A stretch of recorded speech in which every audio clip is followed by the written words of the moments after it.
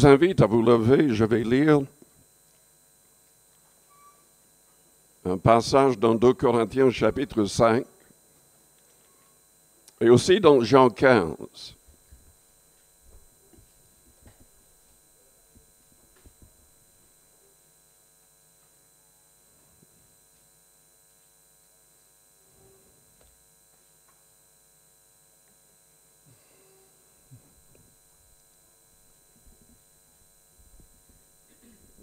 Avec le professeur que j'ai mentionné, qui commençait chaque session en disant « Si vous croyez que Dieu existe, vous êtes un insensé. » Il n'y avait qu'un seul examen.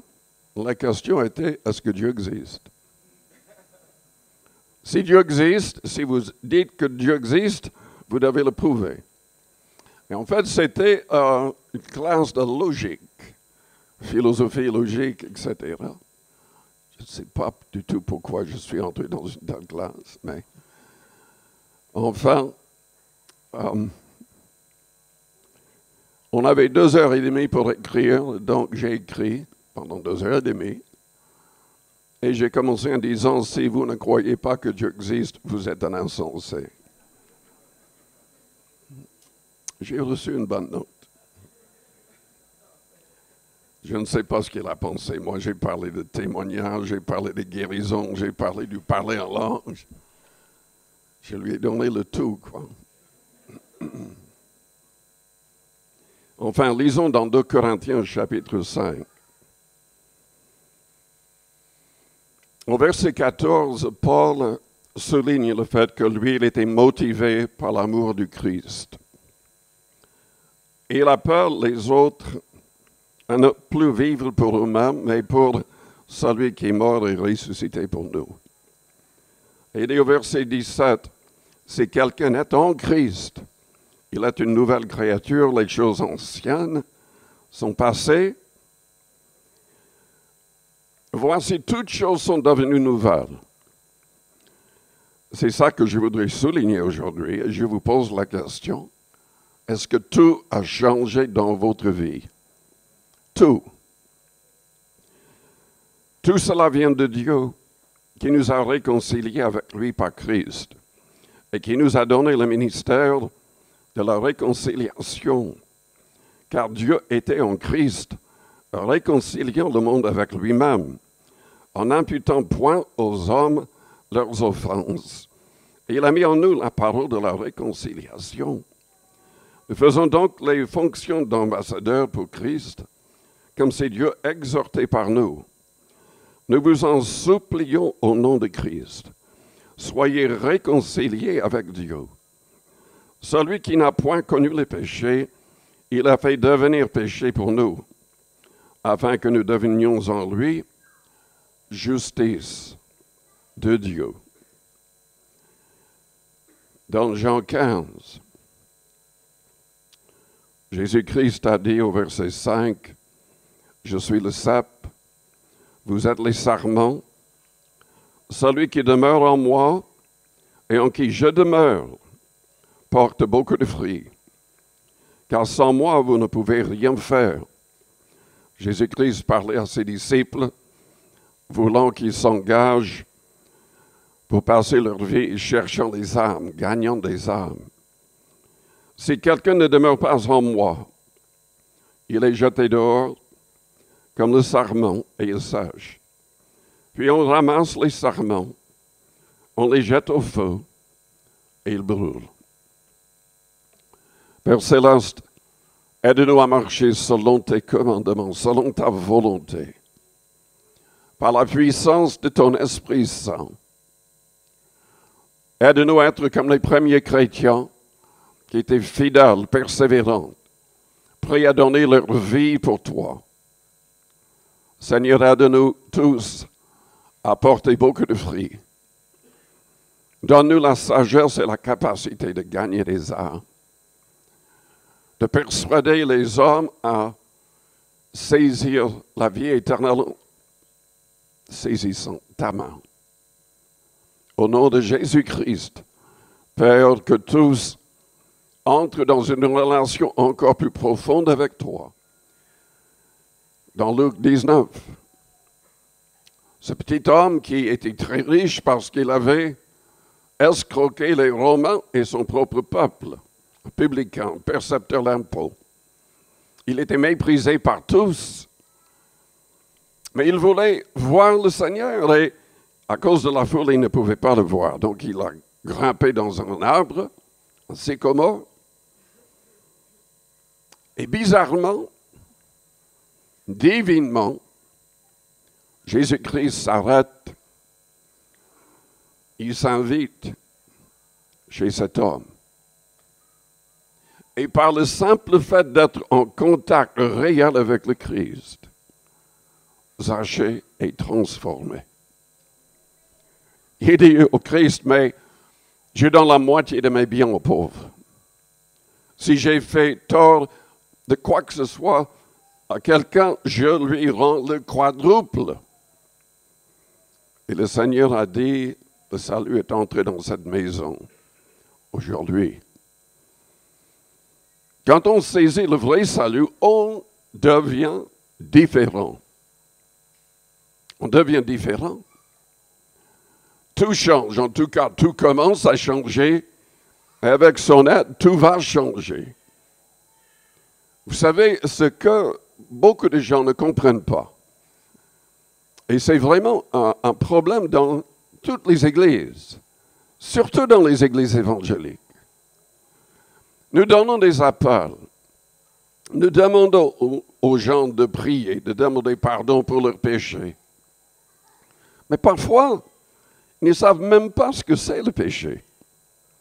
Ils ne savent même pas, avant de lire la Bible, avant de lire le Nouveau Testament, avant d'être enseignés à fond, mais ils vont abandonner quoi?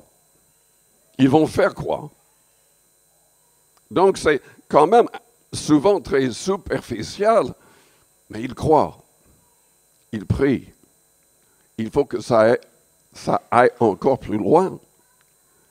Parce que la Bible dit dans 2 Pierre chapitre 3 que Dieu use de patience envers nous, ne voulant qu'aucun périsse, mais que tous arrivent à la repentance.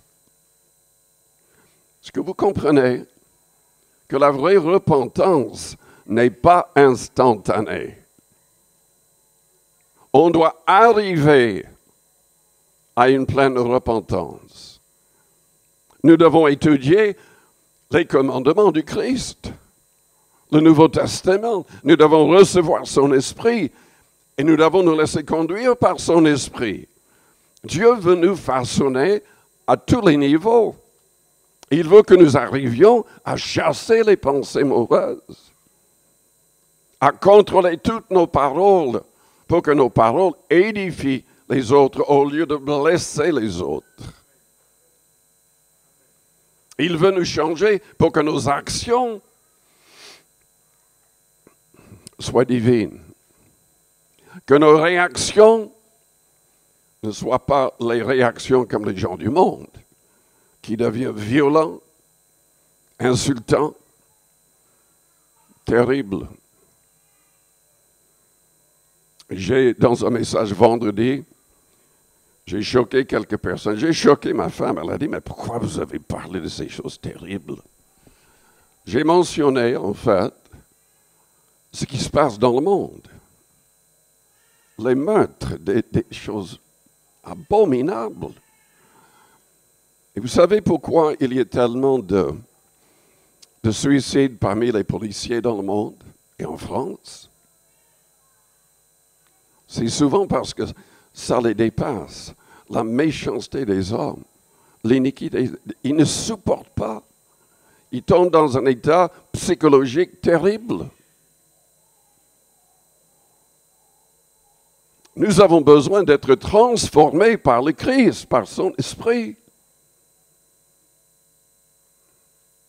Paul, quel changement? Il persécutait les chrétiens. Il était présent, il tenait les vêtements des autres quand il était jeune, quand le premier martyr chrétien a été tué. Et il était d'accord. Et par la suite, il va dans toutes les villes voulant faire arrêter tous les chrétiens, croyant que c'était une secte dangereuse, terrible, jusqu'à ce que quoi? Il rencontre le Christ. Le Seigneur se manifeste à lui dans une lumière qui le rend aveugle. Et sa vie est transformée.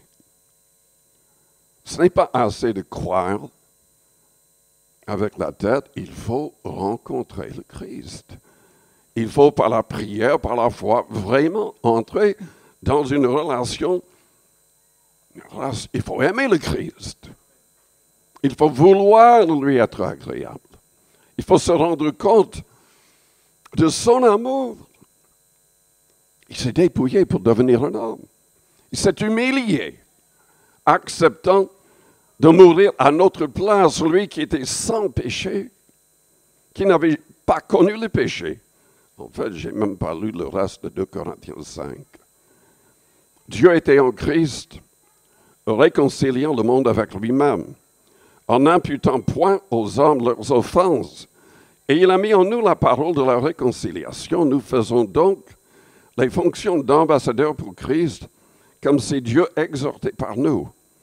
Nous vous en supplions au nom de Christ, soyez réconciliés avec Dieu. Celui qui n'a point connu le péché, il est en train de parler du Christ.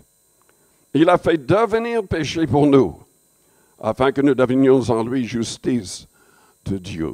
Jésus-Christ sur la croix a ressenti le poids de nos fautes. Il a souffert pour nous des pécheurs. Lui qui n'a point connu le péché. Paul a été transformé. La Bible est remplie de personnes transformées. Jean, Jacques, fils de tonnerre, colérique, violent. Mais c'est Jean qui, dans ses épîtres, parle de l'importance de chasser la haine de son cœur et d'aimer en tout temps. Jésus-Christ a dit, aimez-vous les uns les autres comme je vous ai aimé.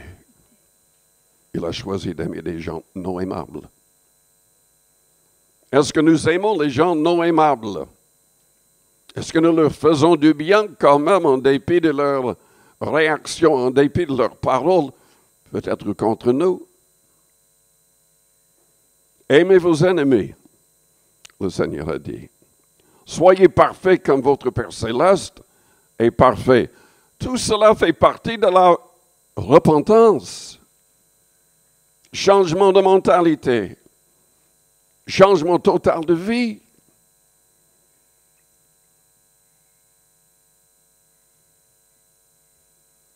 Vous savez, la vraie conversion a des preuves.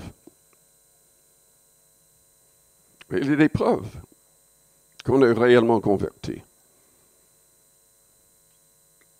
En tout cas, des preuves qu'on est vraiment arrivé à une pleine repentance. Nous renonçons à la colère.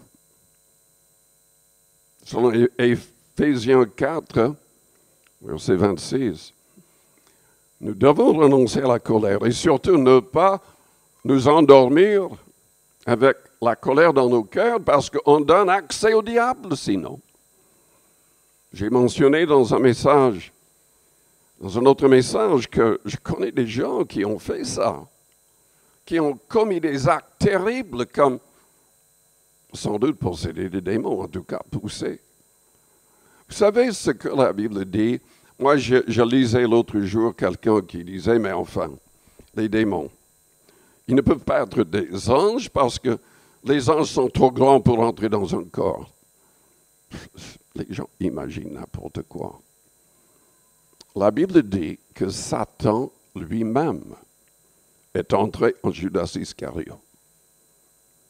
Quand il a renié le Christ, quand il a trahi le Christ, la Bible dit que le diable, avant, est entré en lui. Et il pouvait y entrer, il avait le droit d'y entrer parce que Judas était malhonnête. Il était le trésorier des disciples. Et la Bible dit qu'il volait. Il volait. Et en plus, il n'aimait pas ce que le Christ disait. Il voulait un Christ, un Messie qui allait chasser les Romains et donner une abondance à tout le monde. Il ne comprenait pas du tout le côté spirituel de ce que le Christ disait. La Bible dit, oui, que Satan lui-même, le diable, est entré en lui. Et on n'y pense pas trop souvent. On imagine que le diable, enfin, il est en enfer, etc., etc. C'est faux. La Bible dit, à l'époque de Jean, que le diable était sur terre et il avait un trône à Pergame. Est-ce que ça veut dire qu'il est entré dans quelqu'un qui régnait à Pergame? Je ne sais pas. La Bible ne nous donne pas de détails. Mais il peut, comme ces démons, ils peuvent entrer et prendre le contrôle des humains si ces humains ne sont pas pleinement sous le contrôle de l'Esprit du Christ. Et d'ailleurs, il faudrait que je le dise. Jésus-Christ a enseigné dans Matthieu 12 que celui qui place sa confiance en Christ, enfin, Éphésiens 2 semble le dire, que tous sont manipulés par le diable, par le prince de la puissance de l'air, par ses démons. Souvent, il y a des démons qui quittent le corps des gens non convertis. Est-ce que c'est le cas pour tous? Je n'en sais rien. Je sais qu'il y a des cas de possession démoniaque terrible, comme dans Marc 5. Cet homme-là, il avait tellement de démons en lui qu'il n'avait pas son bon sens. Il était comme complètement fou. Il vivait parmi les sépulcres, se coupait avec les pierres, il criait jour et nuit. Mais quand le Seigneur l'a délivré, il était dans son bon sens, complètement transformé. Jésus a enseigné que quand un esprit mauvais quitte quelqu'un, il va essayer de revenir avec 7 autres esprits mauvais, pire que lui. Et si la personne, même si la personne est nettoyée, purifiée, il pourra revenir si la personne n'est pas remplie. Et remplie de quoi? Remplie de la parole, remplie du Saint-Esprit, sous le contrôle vraiment de Dieu.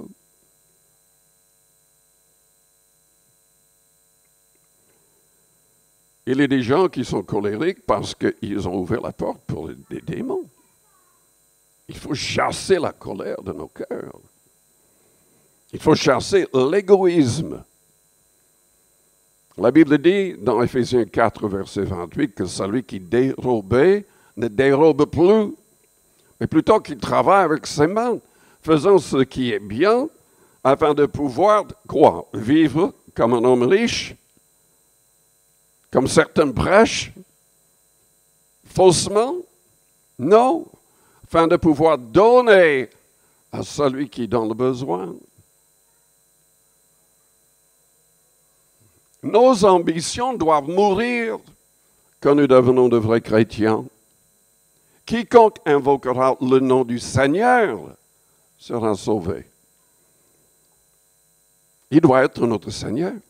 Il doit être le maître de chaque détail de notre vie. Le vrai chrétien va demander au Seigneur avant de choisir une école, avant d'accepter un travail, surtout avant de se marier. Et on ne pense même pas une seconde à se marier avec quelqu'un qui n'est pas un vrai disciple du Christ. Mais ce n'est pas assez que les gens se disent chrétiens. Il faut avoir l'accord du Seigneur. Il faut avoir des signes de la part du Seigneur. Il y avait un pasteur dans le passé qui s'est moqué de ce que je viens de dire. Il a dit, mais moi, j'ai jamais fait ça. Je me suis marié, j'ai choisi quelqu'un, je me suis marié, je n'ai pas demandé au Seigneur. Oui, maintenant, il n'est plus avec cette femme. Il n'est plus dans le ministère.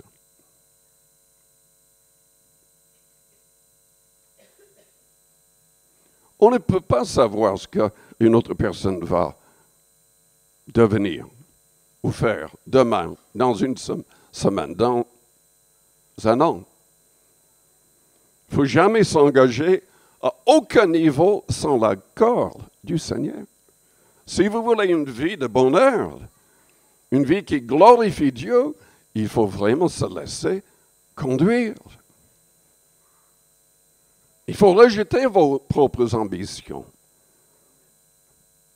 Moi, je voulais être musicien, chef d'orchestre, et renoncer à tout ça pour obéir au Seigneur.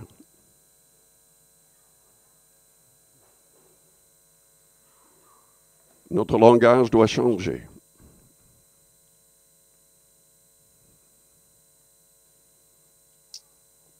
En fait, nous devons mourir à nous-mêmes. Nous sommes tous des orgueilleux.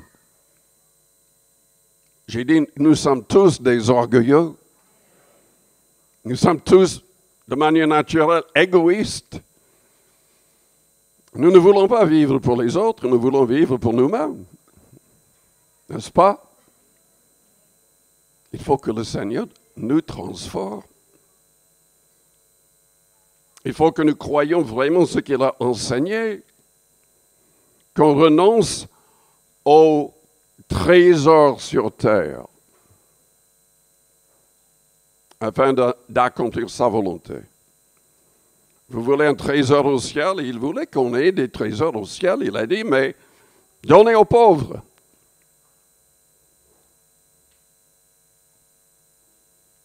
Évidemment, soutenir l'évangélisation du monde. Est-ce que vos réactions glorifient le Seigneur dans la circulation? Vous savez, les gens du monde, ils sont terribles. J'ai prêché dans une église au Michigan, il y a des années, et le pasteur et toute l'église étaient tristes, avaient du mal à se réjouir. Parce que le fils du pasteur avait un groupe de jeunes de l'église. Après la réunion, il parle pour aller quelque part. Et apparemment, il a dépassé quelqu'un qui n'allait pas très vite. Et ça n'a pas plu à la personne. En fait, il y avait plusieurs personnes dans cette voiture-là. Je ne sais pas s'il s'agissait d'un gang, mais en tout cas, celui qui conduisait était complètement fou. Il a pris un revolver et il a tiré vers la voiture. Et ça a frappé le fils du pasteur à la tête. Il est mort. Il y a des choses terribles, des réactions terribles des gens. J'ai mentionné quelqu'un qui est en prison pour la vie, qui a poignardé un pasteur dans le cœur. Et c'est quelqu'un qui connaissait la Bible, qui est passé par les eaux du baptême, qui avait reçu un enseignement vraiment en profondeur, mais qui a cédé à la colère. On m'a dit même qu'il avait presque tué quelqu'un en le frappant au travail. Aujourd'hui, il est en prison pour la vie.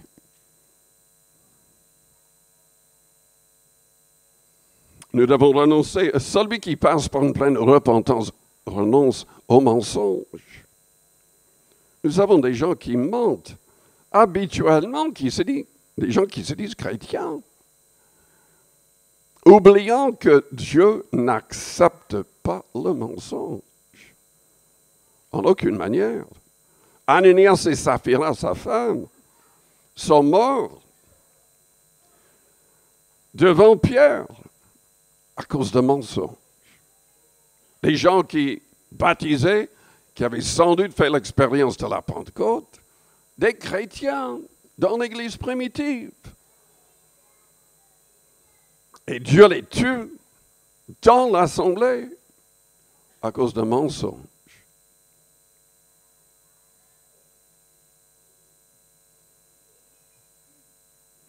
Est-ce que vous voulez vraiment être béni? Chaque jour, demandez au Seigneur de vous changer davantage. Vous savez, dans 1 Jean, chapitre 3, nous lisons ceci. Voyez quel amour le Père nous a témoigné pour que nous soyons appelés enfants de Dieu. Et nous le sommes. C'est-à-dire, si nous avons confessé le Christ, si nous avons accepté de nous faire baptiser, si nous voulons vraiment mettre ses commandements en pratique, nous devenons enfants de Dieu, adoptés dans sa famille en recevant son esprit, selon Romains 8. Si le monde ne nous connaît pas, c'est qu'il ne l'a pas connu. Bien-aimés, nous sommes maintenant enfants de Dieu. Et ce que nous serons n'a pas encore été manifesté. Mais nous savons que lorsque cela sera manifesté, nous serons semblables à lui, parce que nous le verrons tel qu'il est. Quiconque a cette espérance en lui se purifie, comme lui-même est pur. Ce n'est pas assez de demander pardon au Seigneur, de passer par les eaux du baptême. Nous devons tout faire pour être purifiés, sanctifiés pleinement. Sans la sanctification, personne ne verra le Seigneur, selon Hébreux 12. Nous devons arriver à une pleine repentance. Et selon 2 Corinthiens 3, chaque jour, le Saint-Esprit, si nous prions, si nous demandons, le Saint-Esprit peut nous façonner encore plus à l'image de Jésus-Christ. Tout ce qui nous arrive, selon Romains 8, nous arrive pour nous façonner à l'image de Jésus-Christ. Les moments les plus difficiles, c'est aussi pour qu'on arrive à être comme Jésus-Christ. Et nous devrions chercher à agir et à réagir comme lui le ferait à notre place. Certaines personnes disent, mais enfin, c'est trop difficile. Je suis assiégé continuellement avec des pensées mauvaises. Et alors, vous avez le pouvoir de les chasser au nom de Jésus-Christ. Vous croyez que Jésus-Christ n'avait pas ce problème? La Bible dit qu'il a été tenté comme nous en toutes choses. Si jamais quelqu'un dans l'histoire a été tenté, c'est le Christ. Parce que le diable voulait à tout prix qu'il ne réussisse pas. Il voulait à tout prix le pousser à pécher. Mais Jésus-Christ s'est gardé, il s'est sanctifié afin de pouvoir nous sanctifier par son sang versé sur la croix. Son sang innocent nous purifie de tout péché. Si nous acceptons de marcher dans la lumière, comme il est lui-même dans la lumière, alors nous serons réellement en communion. Et son sang nous purifiera de toute iniquité. Jean en parle dans Jean chapitre 1er. En Jean chapitre 1er. Je vous invite à fermer vos yeux, à courber vos fronts, avec les yeux fermés, les fronts courbés. Je vous pose la question, Peut-être que vous n'avez pas encore demandé à Jésus-Christ de devenir votre Seigneur, votre Sauveur, votre Maître, mais vous voulez le faire aujourd'hui. Peut-être que vous êtes croyant depuis longtemps, vous êtes baptisé depuis longtemps, mais est-ce que vous êtes vraiment passé par une pleine repentance? Est-ce que vous êtes arrivé à la repentance biblique?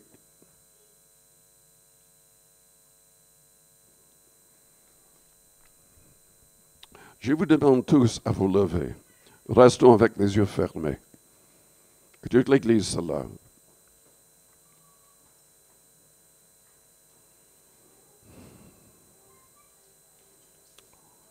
Si vous voulez arriver à une pleine repentance, ou peut-être que vous êtes là et vous voulez pour la première fois confesser devant tous votre foi en Christ, et vous voulez vous repentir, je vous demande de venir vers le devant. Toutes les personnes qui désirent arriver à une pleine repentance, quittez votre place immédiatement. Venez vers le devant. Je voudrais prier pour vous ici. Je voudrais que vous le fassiez pour que Dieu vous voie, pour que le Seigneur vous voie et qu'il vous aide